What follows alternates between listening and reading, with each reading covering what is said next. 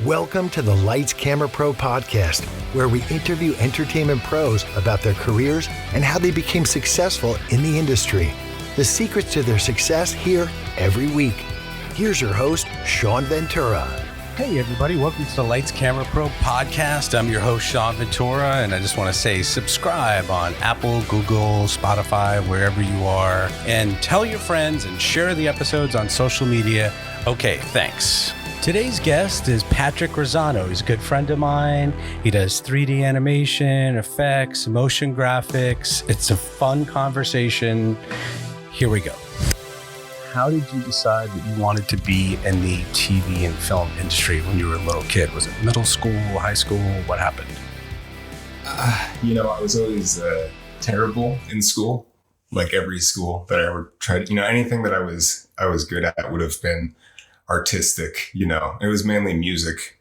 When I was in like fourth grade, I was in like regular band and stuff. So yeah, artistic stuff was always something that I was drawn to. I probably didn't really always know exactly what I wanted to do. I think at a certain point I was like, I just, I want to work on movies, but I wasn't quite sure what that meant. Right. And did you have any big movies in your childhood, like Jaws or Rocky or anything like that, Star Wars or? Oh yeah, I mean all of the 80s stuff, all of the early Spielberg stuff and Back to the Future and those kind of early effects things and practical effects with Jaws and all kinds. Yeah, I was a really big fan of all that stuff growing up. And were you thinking like I love this stuff because of the effects at all, or were you just thinking I love this movie? No, yeah, it was just a love for it. It's sort of like when I first saw Toy Story, I didn't even know what it was. Right. Yeah, because I was like, well, is that drawn or whatever, and I didn't realize that the computer did it. So I couldn't even wrap my head around it. I was just like, wow, that's really cool. What is that? Yeah, it's so cool. Yeah. So when when I first saw Toy Story, I wanted to do computer animation, but what year was that? Was that like 96, 97? God, I have no idea. There? Yeah. And there was nothing. So I think I ended up going to the library and looked up any book on 3D. And I think there might have been one book on like 3ds Max or one of those early 3D programs that they had. And I opened it up and it was just like graphs and geometry and none of it made any sense. Yeah. And so I was like, oh, okay, well, that's not something I'm going to be doing. Exactly. So I just, closed that book. And then I was like, okay, what other ways can I get into film and doing stuff. And pretty early on, I also found editing, I was like, oh, this is cool, kind of music videos and doing things like that, where I was like, oh, editing's fun, and I was like, oh, well, maybe I can just be a movie editor. And, my first thought was like, oh, that's pretty easy to get into. Yeah. There's probably not that many editors. Not a few thousand. Yeah. I had a moment where I just had a normal life. I was doing cross country and track and I walked into an art class and I was like, oh, okay. And they're doing stop motion animation and charcoal drawings and playing Billie Holiday and Charlie Parker. And I was like, oh shit, this is different. Like, yeah, I belong here. This is the first time I felt like I belonged somewhere in my life. It wasn't wood shop. You know what I mean? So was there a moment in your life where you're like, oh, I want to do this? Was it Toy Story? Like that? Yeah. Toy Story was a big one that I was sort of like, that was probably the first thing that I was like, wow, I really want to do that. And whatever that is. Yeah. I didn't know what that was. Right. And it's a weird sort of road that I went to because I ended up just kind of circling back to it when I realized that you could have, a 3D program on a laptop. And you didn't have to have some crazy system or, you didn't have to know geometry or math in order to make sense of a 3D model. It was kind of more advanced at that point. Yeah. So I was playing in bands, kind of metal bands and punk bands from probably since I was 13. Cool. What instrument? Guitar. Okay. Yeah. So I play guitar in like punk bands and metal bands and stuff, since I was 13 and then kind of going through high school. And I ended up actually dropping out of high school, my second freshman year. Nice. Yeah. And I got my high school diploma through the mail. And through a correspondence course that I guess was created for the military, so I guess if you're a high school student and you need to get into the military real quick, it's like a high school competency test, but they send with it a study guide, Yeah. So you pretty much just kind of copy and put the answers in and you get your high school diploma. So I did that, and then I ended up going to, some real college or whatever. I went to a college called AIU for a year doing kind of media production, that's where I sort of got into editing stuff and still playing in the band and stuff like that. And then because of like going to AIU and stuff, I ended up kind of getting more interested in radio and kind of wanting to go the path of radio. So I went to a broadcasting school, which was, it gave me the opportunity to kind of get, meet some different people in different industries. And I got a contact through the Atlanta Braves. Okay. So I ended up going to work at the Atlanta Braves doing audio and kind of camera work and stuff like that. And, sometime around this, I ended up leaving the band because, I ended up getting a job at Turner sometime shortly after that. Like there was, a bunch of little jobs in there, like between the Braves, I did a news station, doing floor directing and teleprompter. And then I went to Fulton Government Television for a little while doing camera work. And that was just really, not that great. But I eventually ended up at Turner as a tape op in the machine room. Right. That's how we met, in the machine room. Yeah. That's right. Yeah. You were an editor there, and I was in the tape room doing. I'd come in, we'd chat and talk shit. And then all of a sudden you were gone. Sessions. People are like, Pat's gone. Well, yeah, I was. Probably took a year or two, but flew by. Yeah. I was doing tape room stuff for a while, and I ended up getting into assisting sessions and kind of moving up at Turner a little bit. But when I was there, I saw somebody on a laptop using Maya and doing like modeling or some kind was of. Was that Chris Cover? It was, yeah. I saw, cool. And I remember like my brain almost, kind of blew up a little bit. I was like, wait a minute. Because remember from the Toy Story thing, it's like, oh, well, I had no idea it was even a thing or you could do it. So I totally was just like, oh my God, it's something that I can actually do. And it almost in a weekend, I went out and got a laptop and, got a version of Maya and just started, modeling stuff and learning, some 3D stuff while I was still at Turner doing editing and compositing stuff. Cool. So during all of that, I ended up finding a school online called Animation Mentor, and it's a 18-month purely online school where your teachers are guys that work at Pixar and DreamWorks and stuff like that. And you kind of meet once I didn't know that. That's awesome. No, yeah. You meet once a week. You have a different assignment every week, and the kind of I think there's 6 full classes, and they kind of progress. It starts out with basic like bouncing ball stuff, and then you do like a ball with legs, and then body mechanics, and then you start getting into acting and facial animation and stuff. But it's a really great program. I had a ton of fun in school. So it's so funny because I remember thinking someone was like, Rossano went off to do 3D movies. And I was like, how the hell did that guy learn that crap in like a year? Like what the hell? It was really fast because the program, like I said, was 18 months, and I got a job working for a game company in Montreal a year in. So I was at the school for a year, and I still had 6 months or whatever it was left, and I was already working as an animator. Like I hadn't even animated any dialogue or acting. I had just done some body mechanics, and I got a job to for a cinematics team at a company in Montreal. And at that point, did you move there? Yeah. Oh, okay. Yeah, I didn't know if you were doing it remotely or if you moved there. Okay.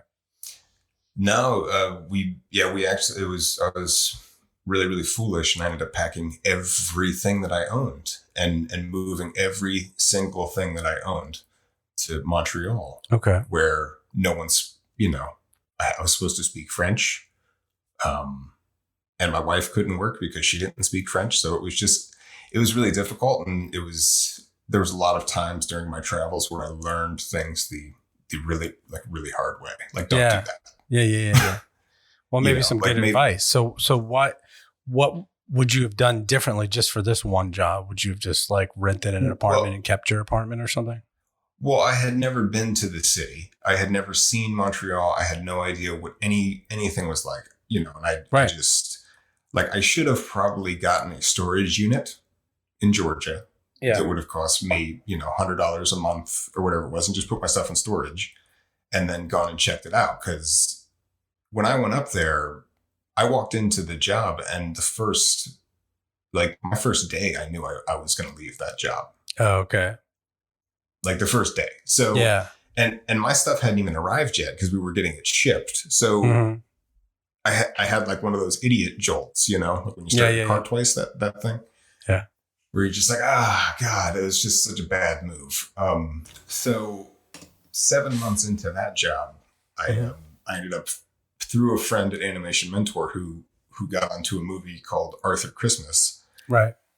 I guess this person had a Sony recruiter. Like, I had emailed one Sony recruiter and I didn't hear anything back.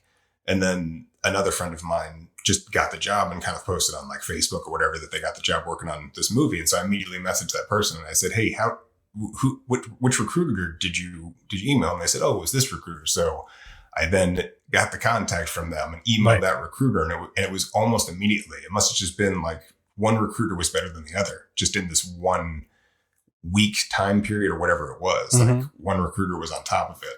So I got contacted for Arthur Christmas, and I was really surprised. And I was just sort of like, oh, well, I'm all the way in Montreal. This is in Los Angeles. I'm not going to be able to take that job. Right. So maybe I'll just do the interview as practice, So right.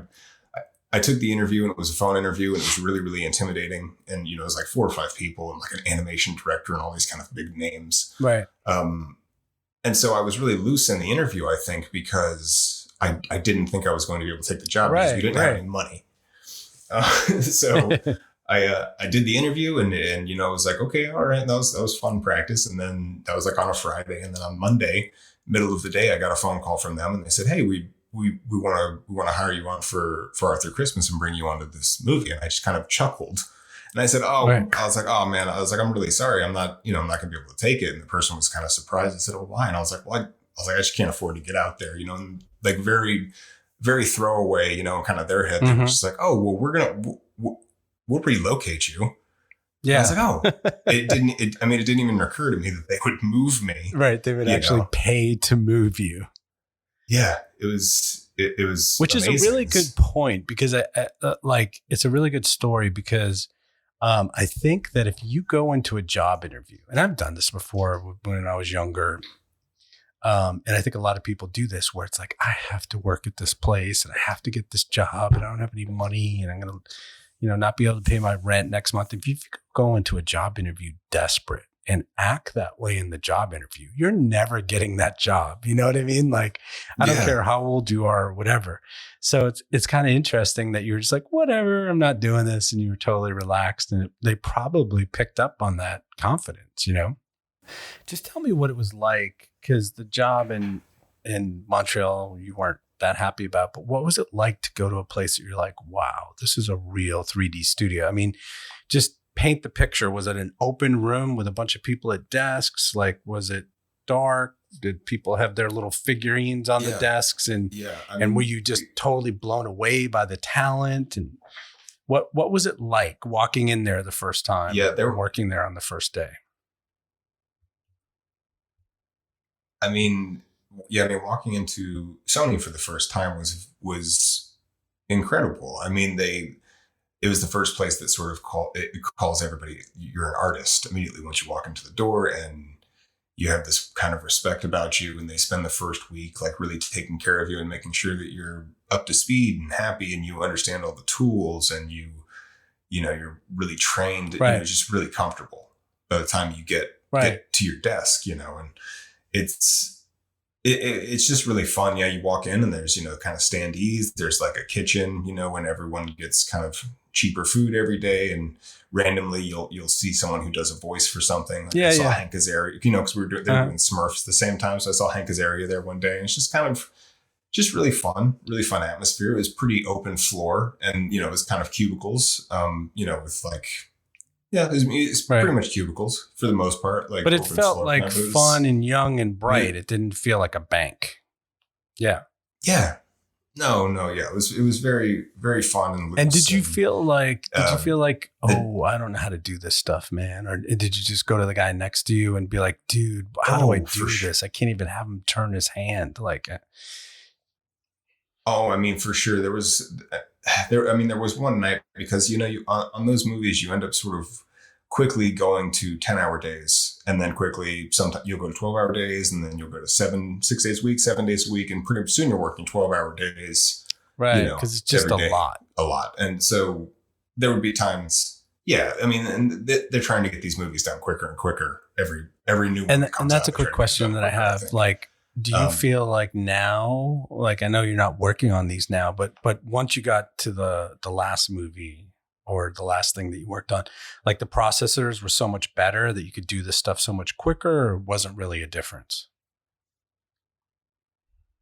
I mean, a lot of stuff is sort of advanced, and a lot of it would be more towards the rendering side. Like, so in my 3D window, I could quickly, play blast something that was really close to rendered. It would be like the final look of his cloth and face, and he would have his freckles. You could turn freckles on and stuff like that. So, I mean, it was pretty advanced, but as far as speed with animation stuff, I mean, they would make face libraries. So it's like, if you need to make them smile really quickly, you can throw a smile on them.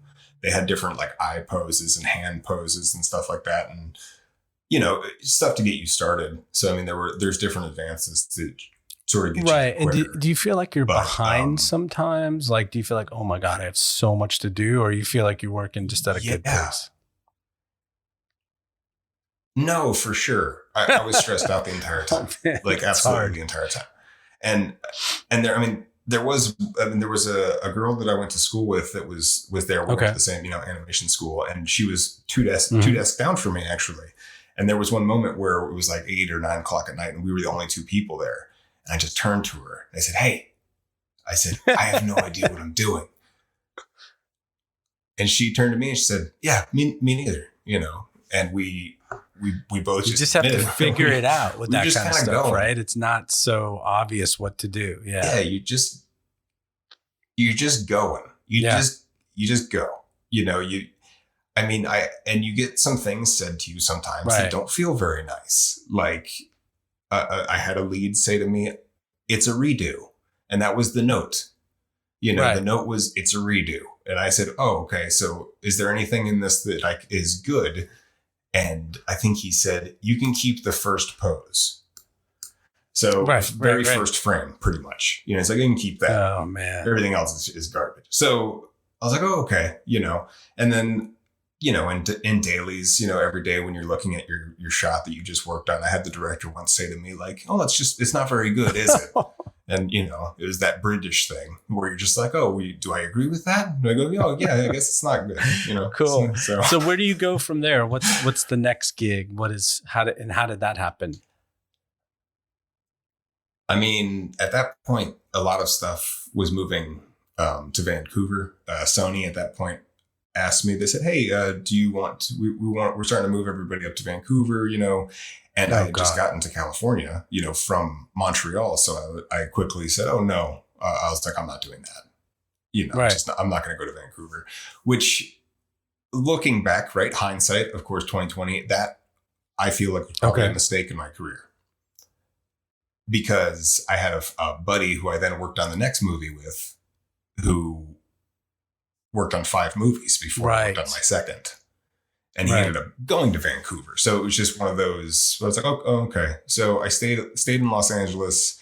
I ended up getting a job at Nickelodeon right after that. And I was at Nickelodeon for a year. And that was a much smaller studio experience. I think there were 4 or 5 animators there. And what was the show?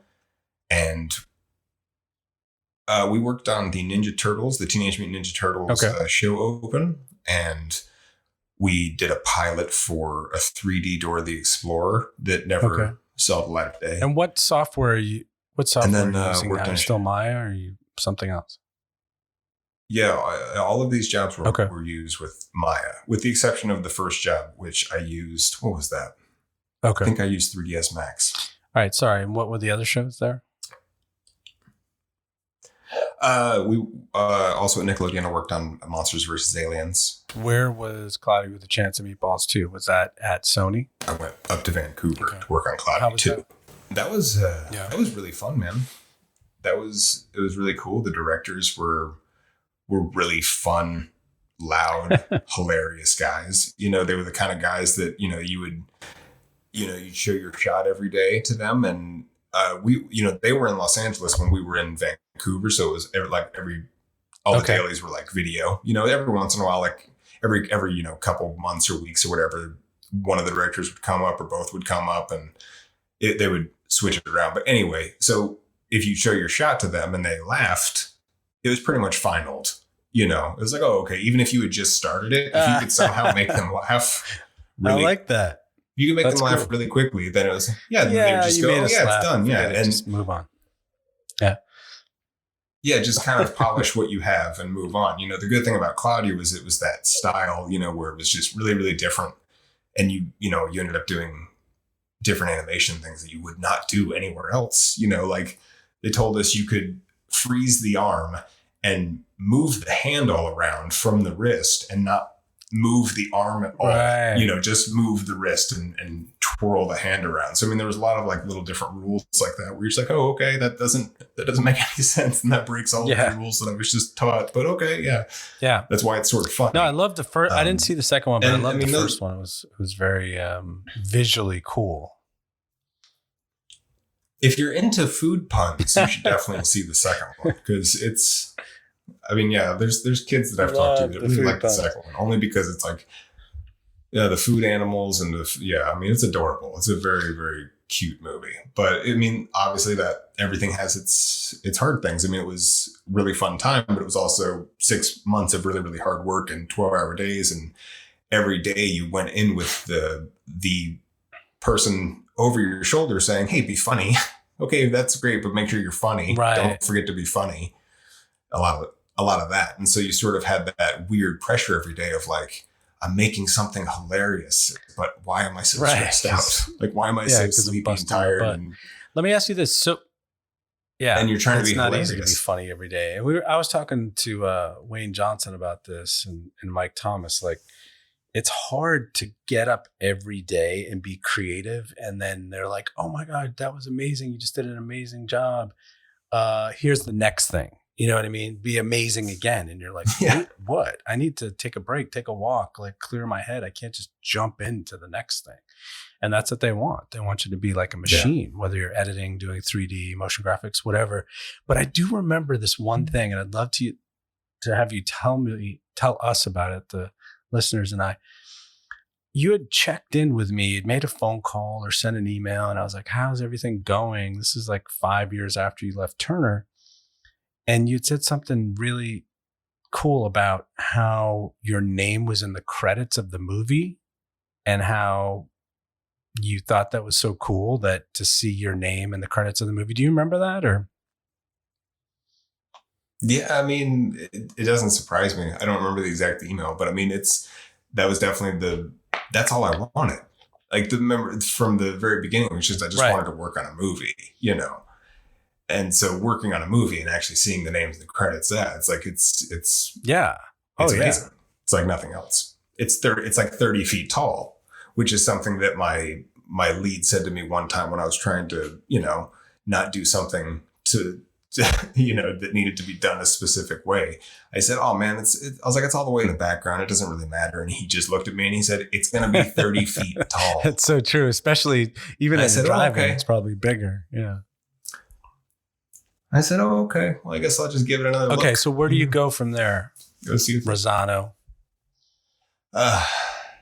Yeah, well, I, when I was on Cloudy, they actually had people from Pixar come up and they were interviewing people and recruiting people from there to go to Pixar. And I did not feel confident enough in my reel to even, apply or try to get in there.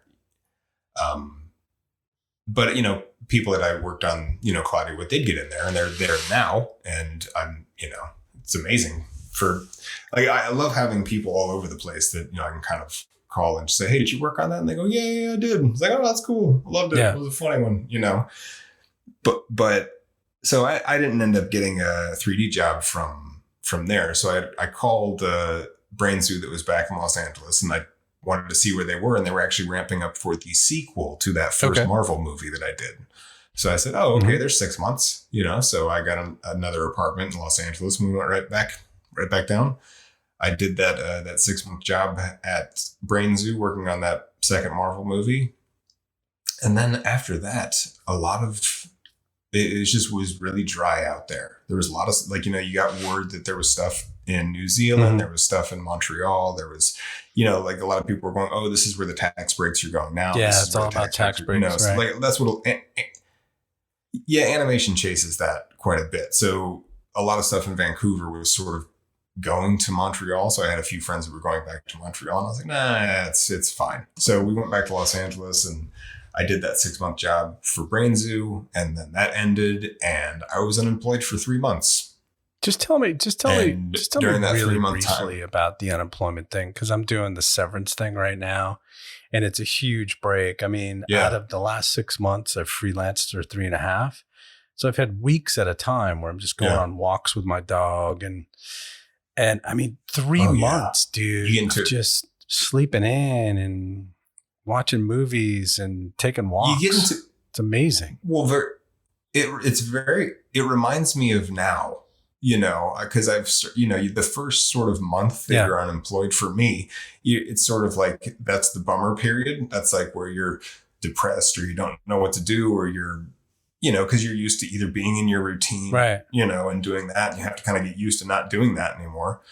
And, you end up starting a new routine, which I'm doing now, right? Like I wake up every day and I take my dog for a walk, and then we eat breakfast, and then we do this. And then, you have office hours, and you, okay, I'm going to go, go work for something, But those times where you're unemployed or severance or whatever, I mean, it's a gift, dude, a gift to just have that time. Sure. And really just let your brain decompress from all the monitor staring. And I mean, it's incredible. Yeah. I'm getting a lot of work done outside. Yeah. Like my back porch. That's great. What, we Steve Daly, who used to work at Turner? Maybe. He's like a big Italian guy, very loud. He worked for NBA TV and Inside, but he said that his lawn has never looked better. Okay, so where do we go? Let's just do the next thing, motion graphics, and then talk a little advice, and then we'll be done. But so how do you get from LA and?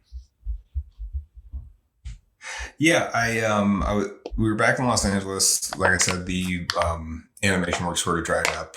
I contacted a buddy of mine who was in Los Angeles for a while, and I said, hey man, is there any sort of work that I can get into? And he was like, well, if you can throw together a motion graphics reel, I could probably get you something. So I said, oh, okay. So I seriously just roughed one out. We picked like 6 different shots, like it was like, oh, like let's do like a 3D iPhone flying at the screen. It turns around, there's stuff on the screen. It does a couple swipes. I did like a hockey player, that was like a living picture sort of thing where the hockey player is moving. There's some flashing bulbs in the back. Like I really just BS a motion graphics reel. And that plus the animation work sort of, goes, oh, well, he can do other stuff, Like it was sort of like a sort of general sort of reel. I had some motion graphic stuff, threw some animation in there. And in the interview, the guy's like, oh, well, he's like, your reel is fine. He was like, I just think you're going to get bored, And I said, well, don't worry about me. I was like, I'll be fine. I'm fine being bored. It's better than unemployed. So I worked at that job for over a year, which doing kind of motion graphics, like flying text, cutting out some shoes, doing some shoe ads, some little ads and stuff like that. So during that, I was just sort of like, well, I randomly said to my wife, hey, I'm just sort of a generalist now, so we can go back to Georgia if you want. And I was joking, and she was like, oh, well, let's, And your family's here and her family's here? Or? It was like, pretty much. Yeah. And it's easy to buy a house here. Like the I mean, we're looking at houses in Los Angeles. And it's just so funny. You find something that's like, oh, that's a small little house, and you go to Zillow and you look it up and you're like, oh, it's $900,000. And it's like a 2-bedroom and the airplanes fly over it. And you're like, oh, okay. All right. Yeah. You got to do a lot less work. So we came out to Georgia and bought for sure. It's like half price. Oh yeah. It was 6 months. We were here for 6 months and we ended up buying a house. It was so fast. So yeah. So we came back here. I had connections, still at Turner, and I for real just kind of contacted an old boss at Turner and I said, hey man, you got anything? And he said, do you know how to do scripting? And I said, yeah, no problem. And then he said, sure. Well, I got a job for you. And it ended up, I ended up not doing that job for a long time. I ended up kind of going into doing more motion graphics work for, like I said, NBA, doing basketball stuff. But yeah, it's just kind of, I ended up getting back through an old connection and kind of was able to circle back, and luckily the animation experience, I guess, mattered. I didn't think that it was, going to actually matter, for different motion graphics jobs and stuff like that. But I guess it helped. Yeah. Well, they're like, if you can do that, you can do After Effects for sure. But so you're doing, you're doing NBA, but it's kind of social, right? I mean, you're doing stuff for TV also, but you're also doing social. Yeah, we do some broadcast stuff. We do some funny green screen stuff with Shaq, where Shaq wants to put himself in movies. We did this cool thing, putting him in Adam Sandler movies. We put him. Yeah, I've seen some of those. Those are funny. Black Panther. Yeah. So, I mean, that was really cool. I got to be on the set for shooting green screen stuff with Shaq, which was incredible. And people can see those on like YouTube or whatever, right? Like just look up Shaq. Yeah. Yeah. If you go to YouTube, look up Shaq and Adam Sandler and then look up Shaq and, what was Michael B. Jordan. Too. Like I saw that one. Yeah. They posted that stuff. Yeah, they post that stuff on YouTube, and it was really fun to do. But I mean, we just kind of do social basketball stuff, and I'm sure basketball is going to come back at some point, and I'll still work. But hey, if not, this whole industry and stuff is about rolling with the punches, man. And I stopped being stressed out about being unemployed a while ago, because it's just like you have to. I don't know. There became a point where I was just like, I always found something, or I always ended up talking to somebody or getting something. I mean, as long as I was always willing to adapt and go, well, it's not exactly what I do. It's close. Yeah. I can do that. And that's the other thing. Like, I think what you've said and a lot of other people have said, it's just finding jobs is networking. All that stuff is just a connection. Like you can send all the resumes you want. You can, go on LinkedIn and message recruiters. But I mean, 95% of the jobs are like through knowing someone. Yeah. And it's not, and don't be a jerk. That's another thing I told people when I did like a little intro one of myself in my career is like, it's all about your behavior and how you behave on the job and how likable you are. If people want to call you back and have you back again, it's like, oh, I don't want that guy Sean coming back here. He's an idiot. He's a jerk. No, you just have to be someone that they want to work with again also. Yeah. I mean, what do you think the percentage of? Yeah, that's fine. I mean, what do you think the percentage of people who, what do you think percentage of personality versus actually skill? I've had those conversations. I've always thought it's like maybe I've had those 80%. Conversations, man. And the thing I would tell, young people that would come into my edit room or just anytime they'd ask me is that people really, what goes a long way is being polite and being nice and being respectful and just not being a jerk. You know what I mean? Like that's, like you said, that's probably 80% of your job. Like most people can do what you do. Yeah. And yes, there's people that are better at it. There's a range. So if you're motion graphics or there's a lot of editors or whatever it is, like, wow, that guy just like did some stuff that I don't even know what he did, like really, really talented people. But if you're a jerk and you're a dark cloud and people don't want to be around you, it doesn't matter how talented you are.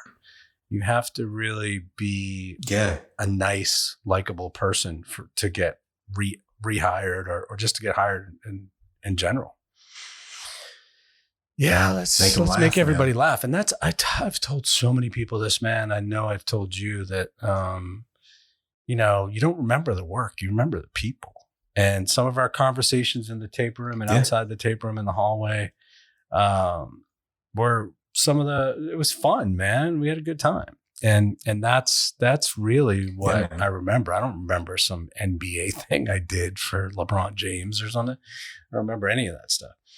So it doesn't matter. It's just about enjoying life and enjoying the people you work with and all that good stuff. But Patrick, you have been a great interview. Thank you so much for doing this. Like, very informative, I'm sure, for the young people. The only thing I would say is that, and I don't know if you have the answer to this, but I've been asking people this. It's like, you need to have a connection. You need to behave yourself well in the workplace and be likable. But how do you get that first job? Like, do you have any insight into that? Just persistence. Like calling and emailing and being like, I really want to do this. Please hire me. I guess I didn't really say it, but I had during, early in my career when I was going to different places, I interviewed at Turner for a tape op job and I didn't get the first time. I got beat out by somebody who had more experience. They told me that. They said, we hired somebody with more experience. And I said, okay. So I kind of got, I don't know, a little annoyed at that for some reason. And I, lit a little bit of a fire under me. And I decided to call the guy who didn't hire me every single time I got a new job. So every single time I got a new job, it was sort of like I'd give him a hit, I go, hey man, how's it going? Just so you know, I'm over here now, I'm doing this. And he'd go, oh, that's great. That's cool. No problem. I'll talk to you later. And I don't know why I just had this opinion of like, I'm going to the top and I just want him to know about it. I don't know why. So I did that for a while. Like I did that through the next 3 jobs, maybe 6 or 7 months. I figured it ended up being 9 months. And I called him once. And because I called him every month, for some reason, he memorized my number. Like he just looked at the phone. He knew it was me. And he actually answered it one day randomly. And he said, hey, Patrick, what's up? And he's like, I actually want to talk to you. And I said, oh. And that week, a tape op put in his notice. Okay. And he was leaving. And he said, are you able to come over and talk to me? And I said, yeah, man. I was like, I'm working. I'm not going to be able to dress like interview. I'm going to be in like street clothes. Is that cool? And he was like, yeah, it's fine. And I went over there and he hired me on the spot. And it was, 9 months later, but it was sort of, I don't know. Persistence. Yeah. I wanted to be in that building. Yeah. I wanted to be in that building, man. Like I was from Atlanta, and I'd always sort of seen the Turner name and it's like, no, I'm getting in that building. So I don't know why I had, so for me, I think it was persistence and kind of seeing someone that I had the opportunities for me, and I was like, well, they have the opportunities. I just need to they need to see it in me. So I don't know. Yeah, I don't know. Take that for something, but it's like, I guess. Yeah. All right, man. Thanks. Appreciate it. Take care. Bye-bye. All right. Thanks for listening to the Lights Camera Pro podcast, where entertainment pros talk about how they made their dream into a career. Subscribe to our YouTube page, like and share our Facebook page, and download at Apple and Google Podcasts. Thanks to Bob Juergens for the Rockin' VO and Joseph McDade for the music.